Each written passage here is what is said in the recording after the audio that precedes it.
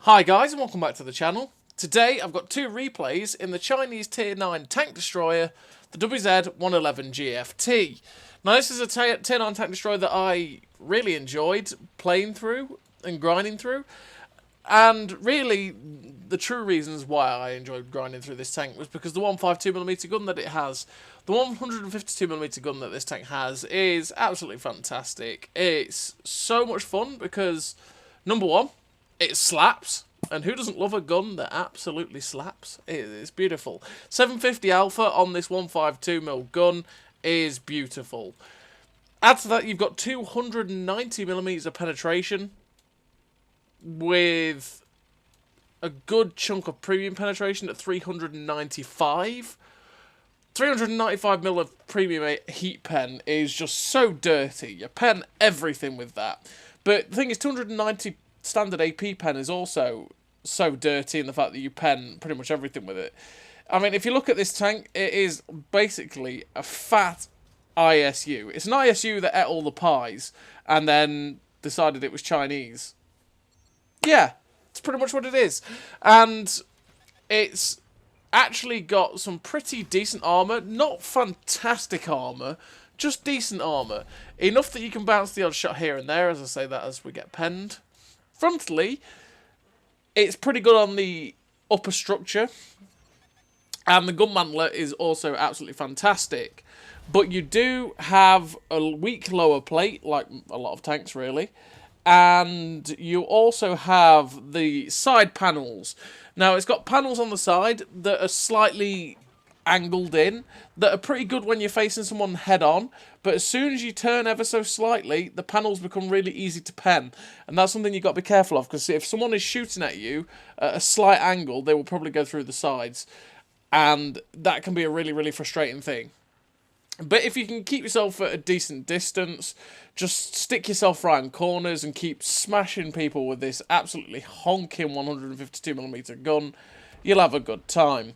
And these two replays that you're going to see are really good replays in the tank from back from when I was actually grinding through the tank. They're actually pretty old replays. I have released a on-track series video for the 113 GFT, which is the tier 10 of this line, and you will see all the buffs and nerfs for that whole the reforge that they did on this line in there. I am going to go through the buffs and nerfs though as well for this tank in this video. But just to say that these two replays were back from when I ground through it about a couple of weeks before the reforge, because we never knew about the reforge at that point. So these two replays are without the buffs, but at the same time they're still absolutely fantastic replays, and they are from the vault, as I'm going to call it, because I should have released this video on this tank quite a while ago, and I just never got round to it. So yeah, let's get on to the WZ-111 GFT and its buffs. So what did they change about the 111 GFT? Well, they changed some very nice things about it.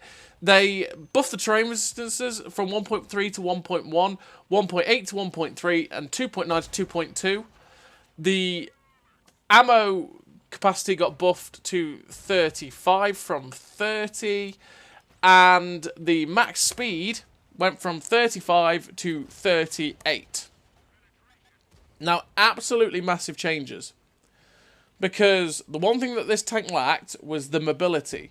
Because its ground resistances were poor. Its top speed was annoying at 35, so you really wanted to put the speed equipment on to make it better. And, yeah, the ammo capacity is a thing, really. It was just one of those things that was a little bit annoying. You were never going to run out, but you ran low of certain amounts of ammunition, and having that 35 extra was better. Well, having that 5 extra rounds was better, right? Because it means you could take sort of more standard rounds, maybe one extra HE, etc. But the big ones are the terrain resistance buff and the top speed. So you go up to 38 kilometers an hour, which was fantastic for the tank. That extra 3 kilometers an hour is really nice. Without the engine power buff, it would have struggled. But the fact is, they buffed the ground resistances, and that meant that it can actually hit that top speed pretty handily.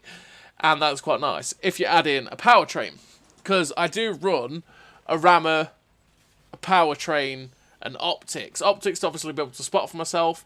Powertrain because I wanted the extra horsepower, especially before the buff, because I wanted just that extra. I think when I was looking at it, when I put it on, it gave me an extra 1.8 horsepower per ton or something like that, which is a massive difference. And really just helped it hit its top speed of 36 with the powertrain added on. Now it goes up to like 39, which is what the tier 10 was pushing with that powertrain on, and you do hit it pretty decently, and yeah, you can go pretty well. In terms of a crew on the 111 GFT, I do try and help out at top speed as well by running stuff like off-road driving. But yeah, let's have a look at the crew. So in terms of crew, I run Born Leader, Rapid Reload, Sixth Sense, Situational Awareness, Steady Aim, Track Mechanic, Clutch Braking, Off-Road Driving, and Camouflage Expertise. Camouflage Expertise just to make it so that I can have a little bit of camo, because it doesn't have the best camo in the universe, just helps me have a little bit of camo and makes it a little bit better, so I can try and be a TD at times when I need to be. Off-road driving, again, to help the ground resistances, because I want to make them as good as humanly possible, because it made it bearable before when you ran off-road driving. It made it even better now with the ground resistance buff. And then clutch braking, because we are a turretless tank destroyer, I want to try and make sure that my track traverse is as good as it humanly can be. And then steady aim, naturally, because 10% better accuracy is always good, right? So yeah, this first game on Highway, we got the bad spawn. We got the spawn that's at B7, B8, that cap. I'm never a fan of this flank, because generally it's the same thing every time. You win the ridge, you sit on the ridge, shoot people that cross into the town if you can, shoot people that try and cross the AB line if you can, and then try and win the town. If you don't win the town on this side, then you are probably going to lose the game, because they will just flank through the town and then they'll have shots at your side as you sit on the sniper ridge, and you'll just get screwed over. So what happened in this game was we sat on the little sniper ridge, got a shot or two into the people that tried to cross in the open randomly, and then realised that the town needed help, and we rushed in to go and help the town. And so far, we're up to 5.8k damage, with 674 assistance. We've blocked a decent amount as well, which is good. And we've just used this 152mm gun to good effect by just keeping it absolutely slapping people. And it's just, I really like this gun so much, except for when it bounces on T77 turrets. 290 pen. Hello? But yeah, I really like this gun. Just how hard it hits. That 290 pen is something not to be underestimated. It is so good that you just don't have to worry about pen. Like you saw earlier on in the town when we're facing the T28 prototype, right? The T28 prototype's got decent armor, but we didn't care. We just slapped AP rounds through his frontal hull armor, which is quite impressive because I think his hull armor is decent. And 290 pen just absolutely makes mincemeat of it. And yeah, we just butchered that poor guy. So we managed to get the drop on the T77 there. We managed to shut him down. There's now only 2 tanks left on the enemy team. There's a tank destroyer and a medium tank. I've got 2 medium tanks on my side that are still alive. And they're heading back towards the base to where something might be. I don't know. I'm still expecting, possibly, because I was detected when I went after that T77, something to be up here somewhere. So we're just going to clear out and see that possibly there might be an SDRV. But it's because it's an SDRV 1030, right? My thought process is SDRV 1030 is not going to move very far, so he's probably going to be somewhere in base. But in fact, it's actually the CS59 that we find. And unfortunately, we try and snap the shot into that CS59, but it just doesn't go where we want it to. Well, it's just a poor shot, really. A very, very poor shot. And he manages to get down here. Now I'm a little bit worried, because he's full health. I'm not. CS59 has very, very good DPM, like incredible levels of DPM for a tier 9 medium tank. And I'm a turretless tank destroyer. I'm worried that this guy is going to try and flank me. Now, my 2 medium tanks are starting to back me up now, so I'm getting less worried the more time he's spending chilling out further back. But I do have to be careful, because I'm also still kind of like, you know, where is this SDRV 1030, right? Where is this guy? Unfortunately enough, the Leopard's still fairly healthy. The UDES is a one-shot, but these 2 guys can help me, because they can spot this CS59 possibly somewhere, wherever he is, because I'm struggling to find him, because CS59 has really good camo, and I only have like 370 or 380 meters view range, something like that. I think it's 380 meters view range on this tank, so we're going to struggle to find it. And that's what it was that kept looking at it as an outspotting us as well. There's the STRV 1030. Like I say, those tanks don't tend to move very far, and he was still in base, so we got a big slap into him, just waiting for the reload, because his armor is all about the caliber of the gun. And a 152mm gun is going to go through that guy every time. We managed to shut him down. But now there's the CS-59. He's managed to kill the UDES. He's managed... Well, I think the STRV 103 killed the UDES. He's managed to get another shot into the Leopard, which puts him down to a one-shot. And unfortunately, that shot, which was a slim shot, misses on the CS-59. He shuts down the PTA. And this is not looking good. We can all see where this is going. I'm a turretless tank destroyer. He's a turreted medium tank. We managed to get a big slap into him, but we don't have the reload, and we don't have the mobility. And unfortunately, the CS-59 managed to get up behind us and shut us down. And we finished with the close defeat. We came second on the MVP screen on a loss. Finished with 6 kills, 7.8k damage, 1300 assistance. Ace tanker, high caliber, the top gun. Like I say, 1331 base XP. A really great game for the Tier 9 Chinese tank destroyer. And you can tell how old this replay is because it's actually a blue screen on the post-battle results. But yeah, really good game for the tank. It's such a shame that we couldn't finish off that game with a win. It is what it is. You can't win them all, right? And we're on to the second replay. In the second replay, we've got God tier matchmaking. God tier matchmaking, and we're on proc.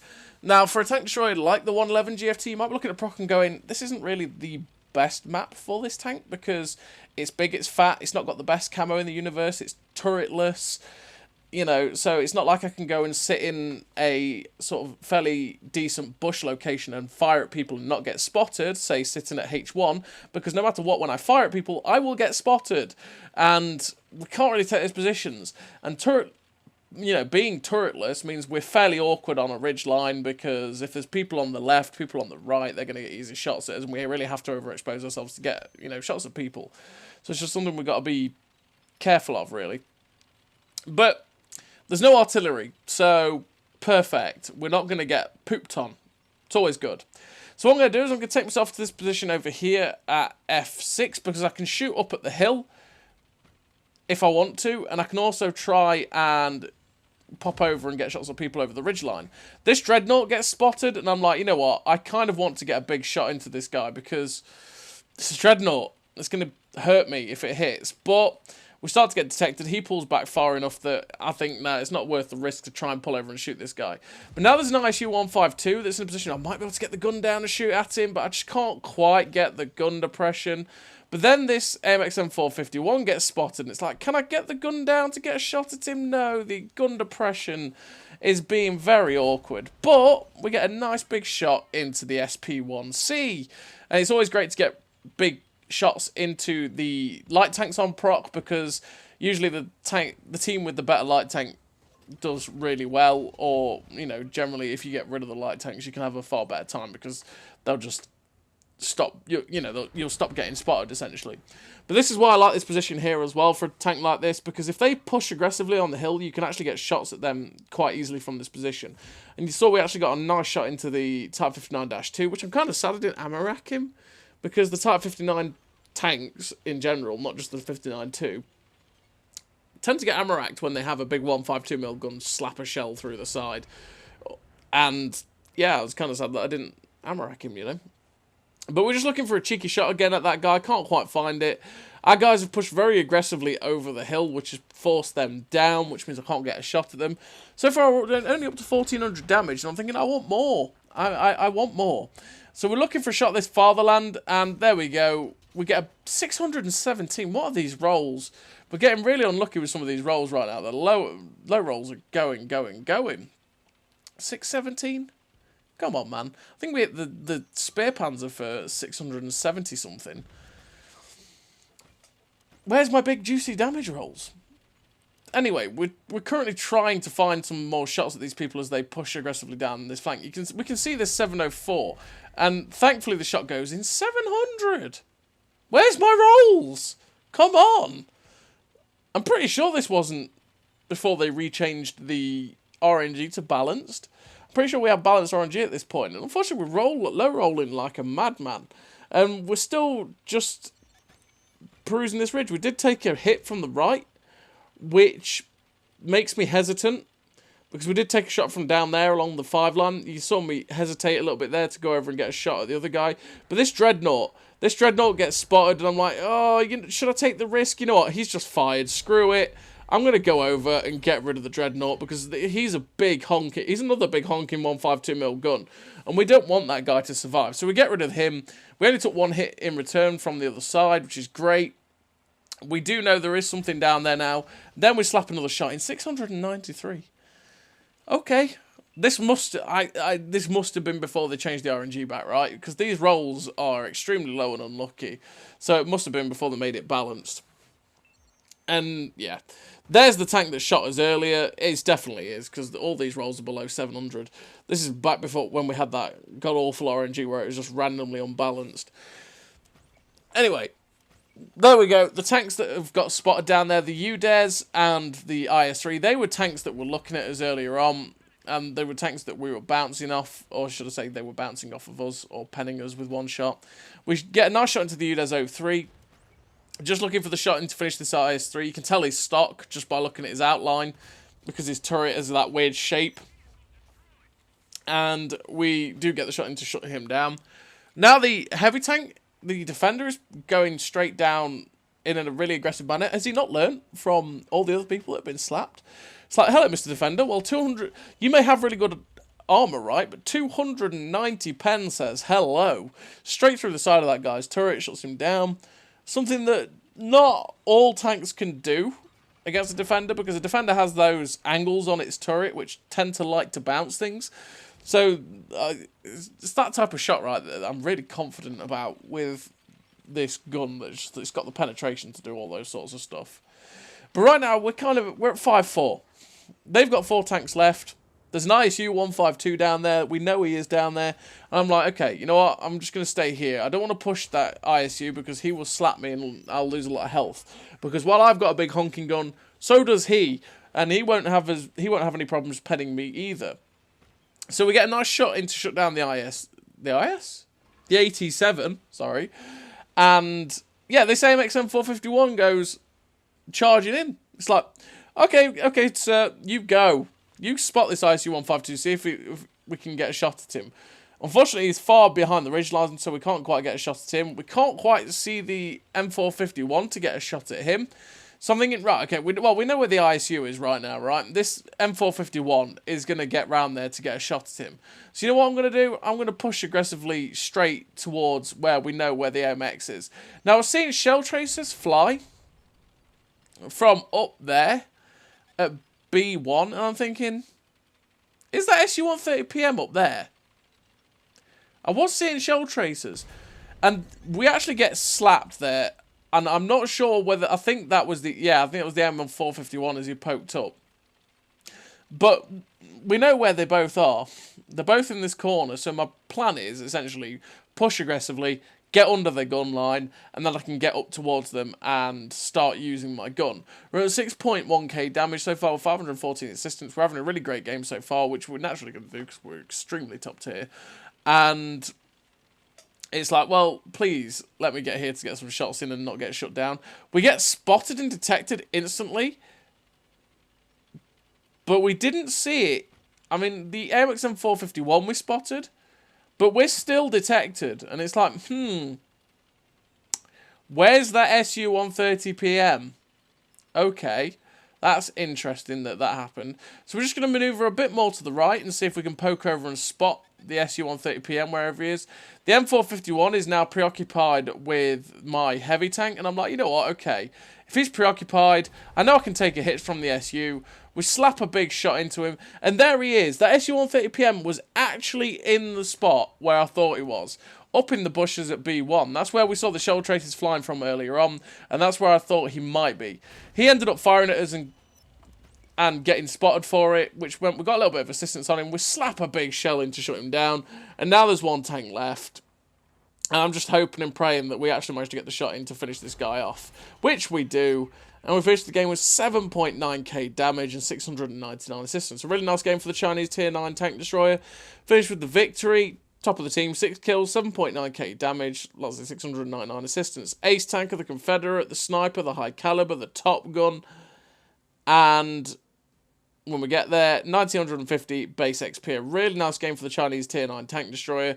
It's honestly quite a fun tank destroyer. I really enjoyed it myself. It might not be everybody's cup of tea, but I just like how hard it hits, and you've got, little bits of armor and stuff like that. So as always, everybody, thank you very much for watching. I will see you next time.